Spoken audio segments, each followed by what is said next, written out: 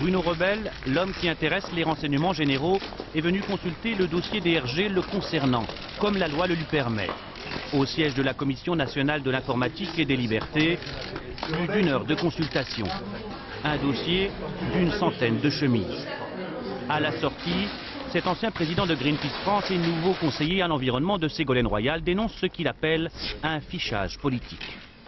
Dès l'instant où il est connu publiquement que j'ai rejoint l'équipe de Ségolène Royal le 4 janvier, que les investigations se poursuivent, que dans une note du 22 janvier, les services reconnaissent que je ne suis plus en fonction dans l'organisation Greenpeace, que d'autres informations vont être communiquées à la presse le 24 janvier, il y a effectivement abus dans le sens où ces investigations n'auraient jamais dû avoir lieu.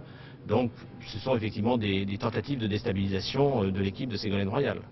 Révélée par le Canard enchaîné, l'affaire vise les RG qui affirment n'avoir jamais agi sur ordre, sous-entendu avoir agi sans l'intervention de Nicolas Sarkozy.